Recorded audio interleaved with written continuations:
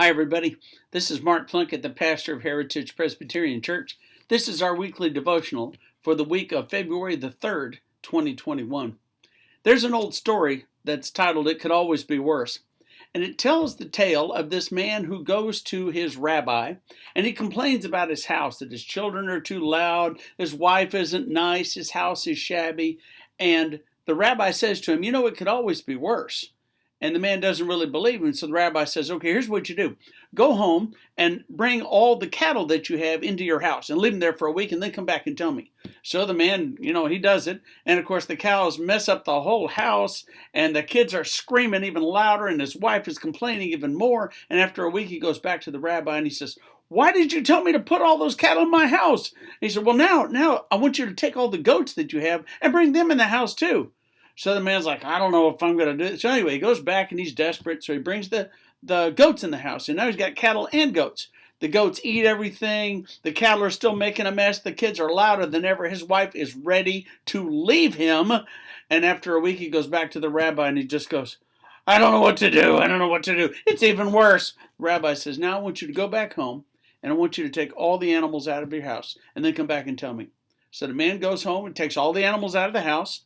They clean everything up, and then the man notices how quiet everything is, how peaceful everything is, how good his kids are, how kind his wife is. He goes back to the rabbi and he says, "Everything's perfect now." And the rabbi tells him, "You weren't looking before. Remember, whatever you have, however bad or good things can be, they can always be worse." I got a dose of that recently. I went to an orthopedic surgeon. Got a little problem with my hand. Got a carpal tunnel going on. Gee, I wonder why all the clicking I've been doing on a computer. Could that be it? Yeah, and I'm sitting there, and it hurts a little bit. It doesn't ache. It doesn't throb. It's just bothering me. And while I'm sitting in this waiting room of this orthopedic surgeon's clinic, I am looking at old people who can't even get out of their wheelchairs. I'm looking at children, little bitty children that have to be helped out of the chair into a wheelchair and then taken into the room to be seen by the surgeon. I was at an orthopedic surgeon's office one time, a long time ago, different problem. And there was a child, a little tiny child, maybe 4 or 5 years old, that was wheeled in a hospital bed.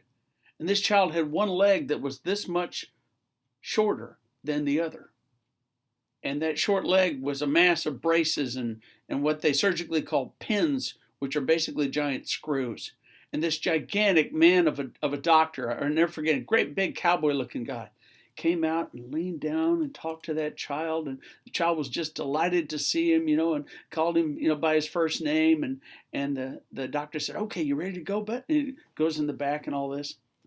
And I remember then and I remember now.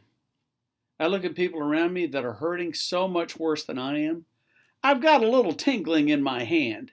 I got a little pain in the back of my fingers, but my hand still works. I can still use it. I can write, I can type, I can hammer with a hammer at home. I can do all kinds of things. I can use it. There are people that have things wrong with them that they can't use.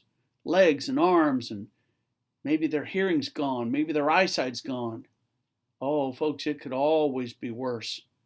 Whatever you've got going on, it could always be worse. And would you believe, Jesus himself said this one time. In John's Gospel, in chapter 5, there is a man who is at the sheep gate by a pool. And the pool, every once in a while, the waters swirl around. And the people thought that it was because of the spirits of God that were there, and that's when healing could take place. So people who had all kinds of things wrong with them crowded around that pool. Well, this man was so miserable, he couldn't walk, he could barely move. He was so sick, and he kept wanting to get in the water, but no one would help him, and he couldn't get himself in there. And Jesus happened to walk over at this time, and he told the man, "Stand up, take your mat, and walk." At once the man was made well, and he took up his mat and began to walk. Later on, this man is talking to different people and telling them who had made him well. And then the man who healed did not seem to know who it was. He looked around, he couldn't find Jesus. Later on, Jesus found him and told him, see that I have made you well. Do not sin any more, so that nothing worse happens to you. Wow. Man was being told, you've been given back your life. Use it. Serve. Do good. Don't fall into evil, lest something worse can happen to you. In other words, the Lord was saying, it could always be worse. So let's remember that, okay? Let's give thanks for the things we actually have. Maybe ask God for help with the problems that we've got, but let's rejoice. Let's rejoice if we can. I know. There's days where we can't, when the pain is too bad, either physical or mental, or maybe spiritual. Maybe you can't think of anything. Go outside and look at the sky. My goodness, it's a beautiful day here in Houston, Texas today.